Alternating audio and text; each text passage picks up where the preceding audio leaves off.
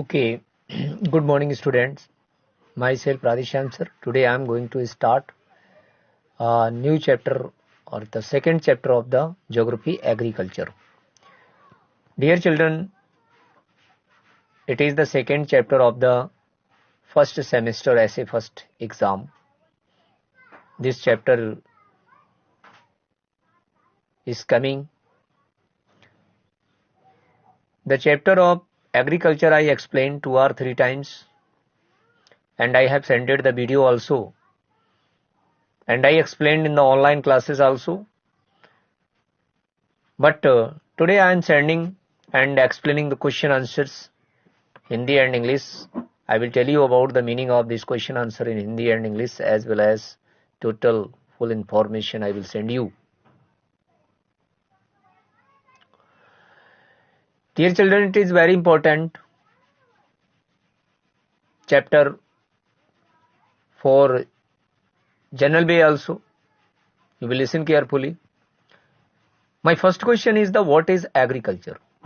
तो स्टूडेंट इसके बारे में आप समझेंगे कि एग्रीकल्चर यानी कृषि क्या है, कृषि क्या है, फार्मिंग क्या है, जो कल्टीवेशन क्या है, कई नामों से हम इसको एक्सप्लेन कर सकते हैं. तो सबसे पहले मैं बॉडिकली एग्रीकल्चर का जो लैटिन वर्ड है इसका मीनिंग क्या है. Agri plus culture. Agri means होता है मिट्टी, सॉइल. एग्री मीन्स मिट्टी.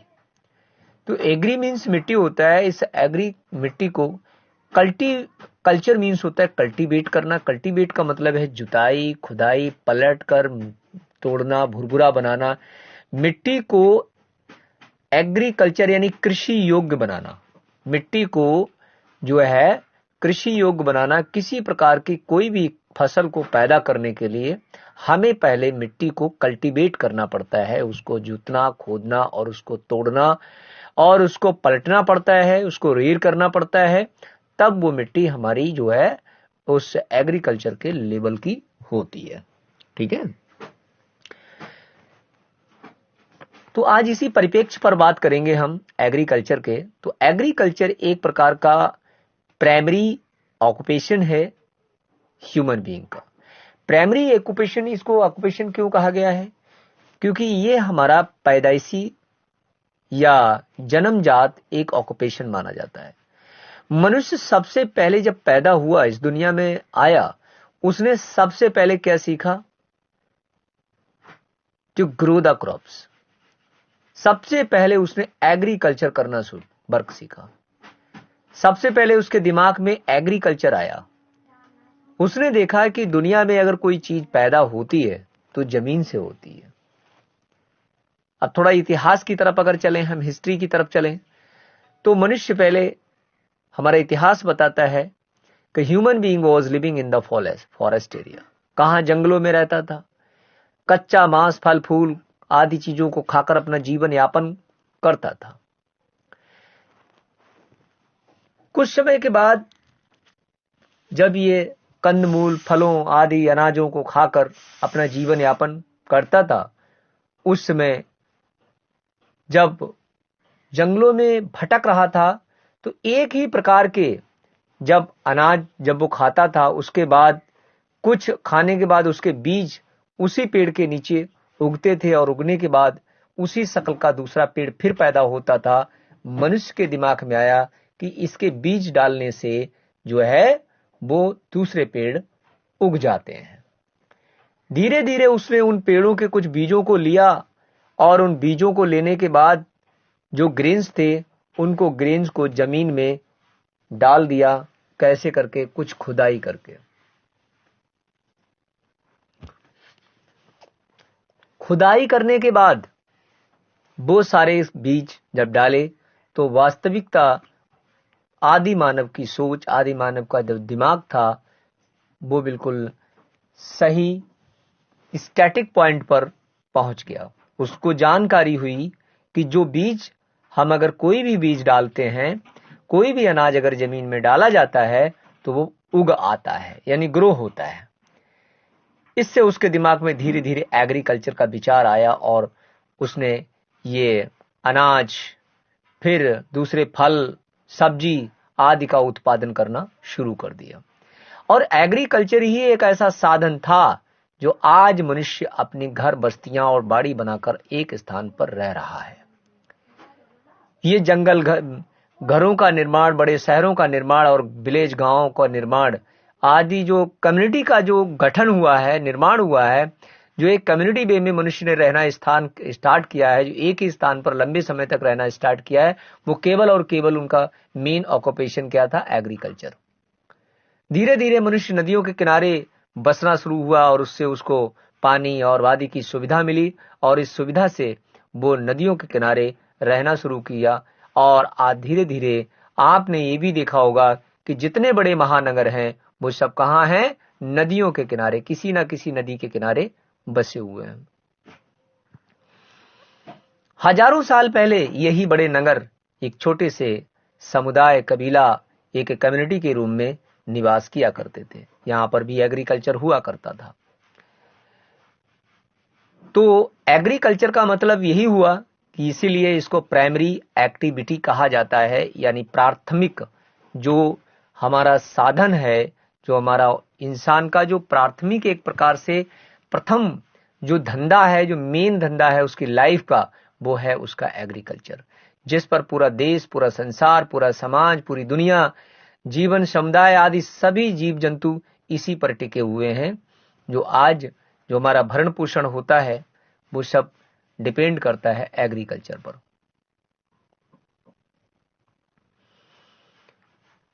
इसके द्वारा तो आप समझ गए होंगे, एग्री मीन्स सॉइल और कल्चर मीन्स कल्टीवेट करना।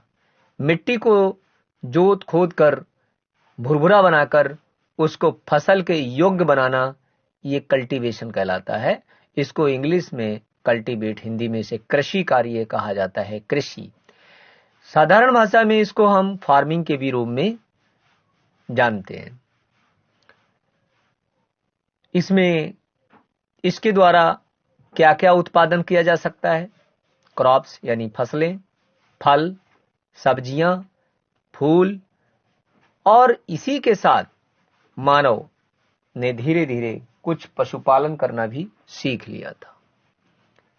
सबसे पहला पशु इतिहास के अनुसार, यानी हिस्ट्री के अकॉर्डिंग, सबसे पहला जानवर जो मनुष्य का था वो डॉग था, यानी कुत्ता। कुत्ता पालना शुरू किया। उससे पता होता था कि कुत्ते से उसके दो काम होते थे। नंबर एक, मनुष्य कुत्ते की मदद से, डॉग की हेल्प से वो अपना शिकार करता था। दूसरा, कुत्ता घर की रखवाली करता था। ये दोनों काम कुत्ता ईमानदारी से और वफादारी से करता था, क्योंकि कुत्ता ही एक ऐसा जानवर है जो एक वफादार और ईमानदार जानवर है। बड़ी वफादारी से अपने मालिक की सेवा करता है। नाम है कुत्ता। यही जानवर एक ऐसा जानवर है जो दुनिया का सबसे वफादार जानवरों में एक माना जाता है।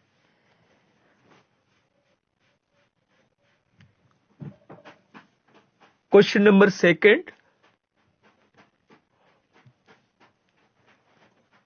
Name the factors including agriculture. कुछ ऐसे फैक्टर्स हैं जो एग्रीकल्चर को डेवलप करने के काम करते हैं। वो कौन कौन से ऐसे फैक्टर्स हैं जो एग्रीकल्चर में सपोर्ट करते हैं, एग्रीकल्चर के लिए, कृषि कार्य के लिए वो बहुत ही इंपॉर्टेंट है। वो है हमारा टोपोग्राफी। टोपोग्राफी जो वहां का वातावरण, लोग और वहां की टेक्निक। दूसरा है सॉइल, और नेक्स्ट है हमारा climatic condition.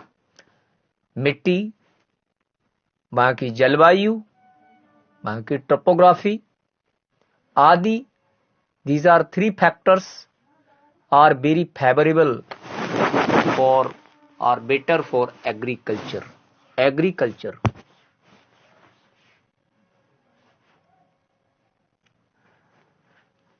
Third question, what is the shifting cultivation and what are the disadvantages? The shifting cultivation are Alas and Vern. Cultivation is a type of farming activity which involves clearing a plot of land by felling trees, burning the felled trees, mixing the ashes with the soil and the growing crops like maize, yam, potatoes, cassava on the cleared land. After the soil loses its the fertility, the land is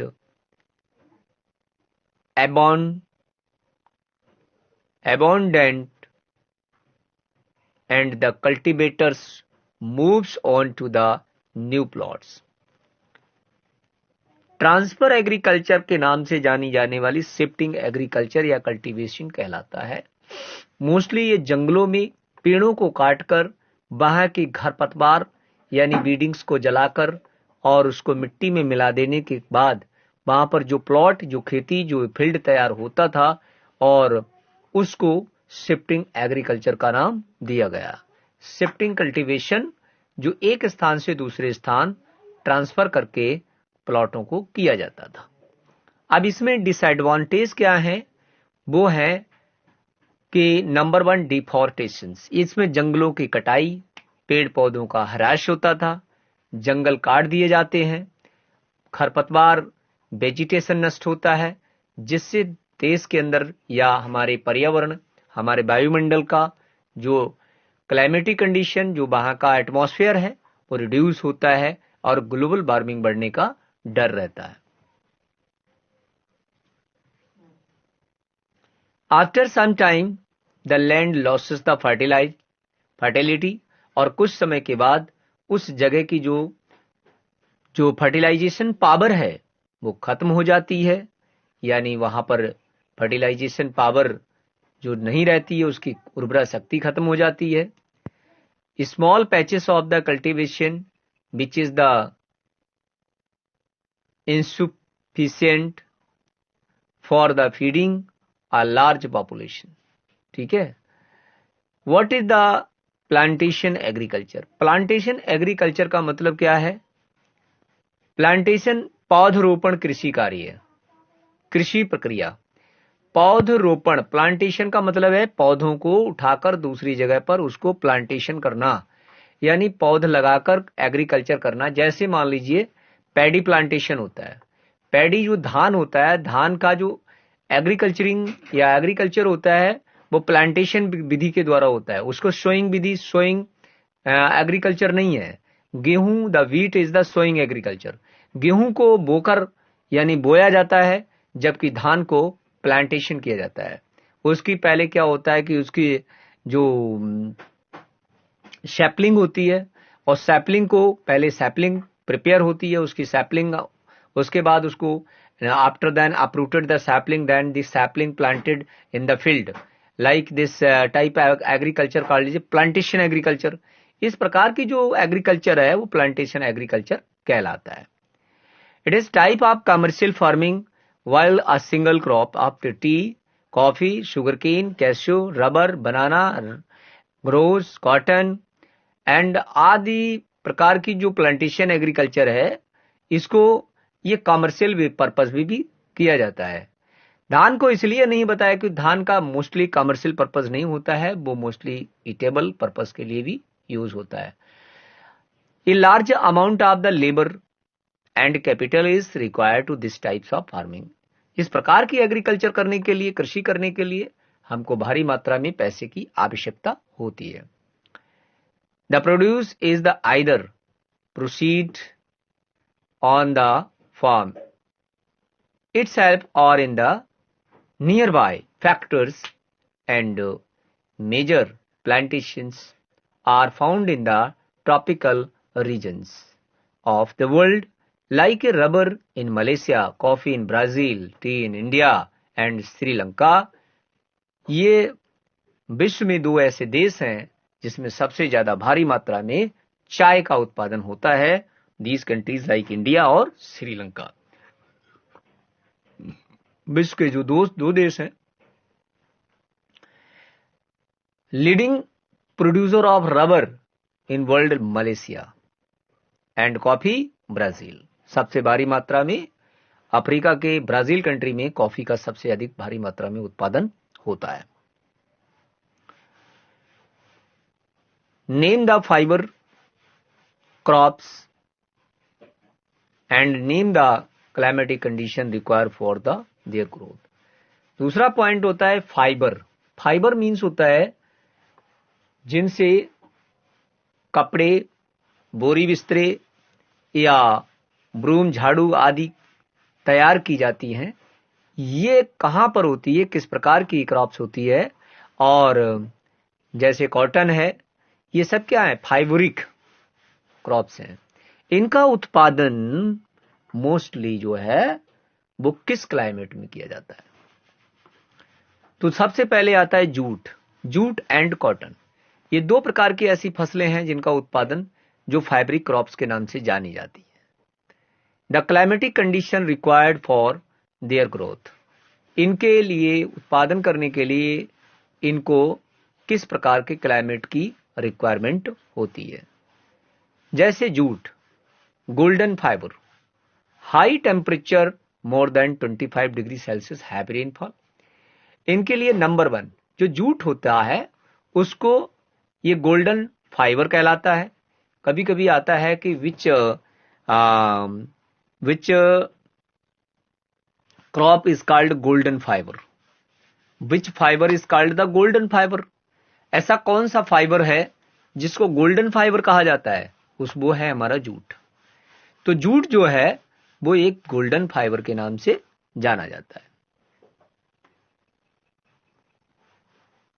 इसके लिए temperature की मात्रा सबसे ज्यादा होनी चाहिए और 25 degree Celsius यानी 25 डिग्री सेल्सियस हैवी रेनफॉल के एरिया में पैदा होता है।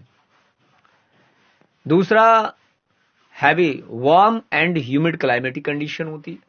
यहां का गर्म और आर्द्र जलवायु, यानी गर्मी बहुत हो, दूसरी बात बारिश वाला क्षेत्र हो, यानी अभी गर्मी पड़ा और थोड़ी देर में बारिश हो गया, यानी हर रोज वहां गर्मी के साथ अधिक गर्मी अधिक बारिश, यानी वार्म एंड ह्यूमिड, जो वहां पर आर्द्र मौसम होना बहुत जरूरी है। ऐसे क्लाइमेटिक कंडीशन में सबसे अच्छी मात्रा में जूट यानी गोल्डन फाइबर का उत्पादन किया जा सकता है। नेक्स्ट हमारे पास आता है कॉटन। अब कॉटन के लिए कैसा टेम्परेचर चाहिए? Cotton also need the high temperature around the 30 और 40 डिग्री सेल्सियस लो रेनफॉल, और इसके लिए लगभग टेम्परेचर मोर देन 25। इसको तो आपको 25 फाइबर के लिए चाहिए, लेकिन इसको कितना टेम्परेचर चाहिए? 30 से लेकर 40 के बीच, 30-40 के बीच डिग्री सेल्सियस टेम्परेचर होना चाहिए। किसके लिए? कॉटन के लिए। जूट के लिए 25 से ऊपर कितना भी हो जाए, मोर देन 25, 30, 40, 35, 36, 40 तक इसके लिए टेम्परेचर कवर कर लेता है। रेनफॉल एंड मोस्ट इंपॉर्टेंटली, अब यहां पर लो रेनफॉल, कम वर्षा होनी चाहिए, and most importantly 210 frost trees days and bright sunshine, चमकदार सूरज की गर्मी के लिए भी चाहिए।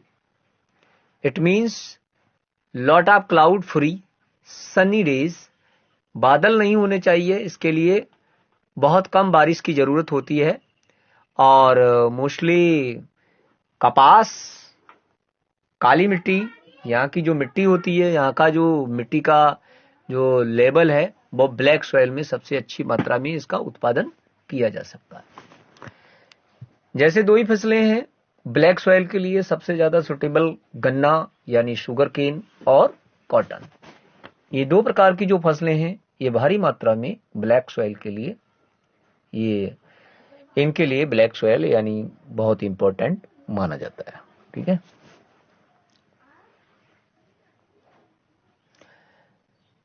टिक द करेक्ट आंसर में आता है कि हॉर्टिकल्चर मीन्स क्या होता है। ऑप्शन है growing the fruit and vegetable, primitive farming, growing of wheat.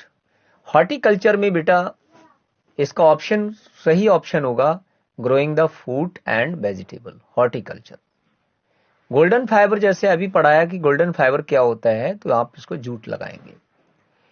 Leading producer of coffee, सबसे ज्यादा कॉफी किस देश में पैदा होती है? ब्राजील, इंडिया, रसिया। तो इसमें आएगा Brazil. This is Brazil, Africa continents country है, बहुत अच्छा देश है जो सबसे ज्यादा कॉफी का उत्पादक देश माना जाता है। तो these are three important option of this chapter, this you will learn, आपको याद भी हो गए होंगे। तो हॉर्टिकल्चर किसे कहते हैं? Horticulture means to grow the fruit and vegetable. Golden fibre, jute. Leading producer of coffee, Brazil. Right.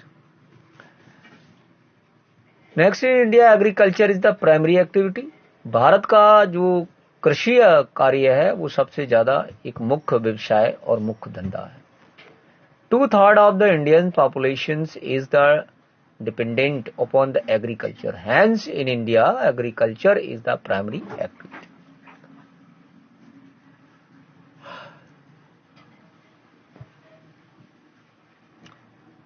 Now, different crops are grown in the different region.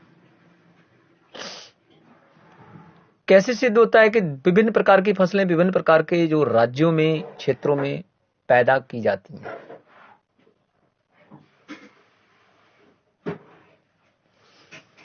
Different crops are grown in the different region because growing of crops depend upon the geographical condition called is topography, demand of produce, labor and level of the technology. Favorable topography of soil, climate,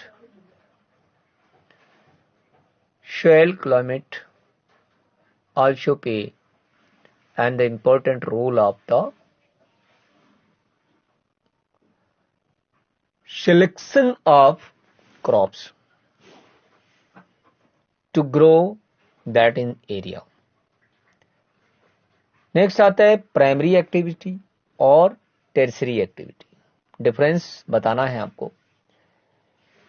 connected with the extractions and production of the natural resources, provide the support to the primary and secondary activity.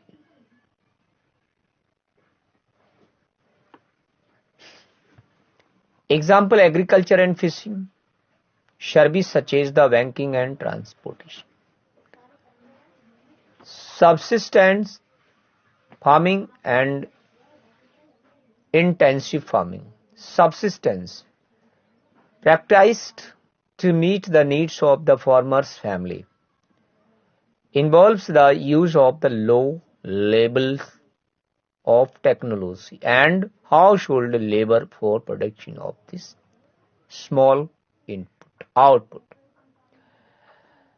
A type of subsistence farming involves in the annual cultivation of the small plot land using the simple tools and more labor. A type of subsistence farming involves the annual cultivation of small plot of and using the simple tools.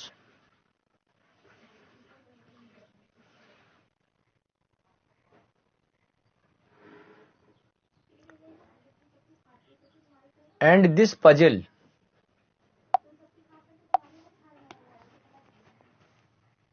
puzzle you will fill up this. Very important puzzle. Fill up it carefully. Right? Answer is downside given here. This answer. And you will do. Questions are these. Downside, cross and this. Okay. Thank you dear.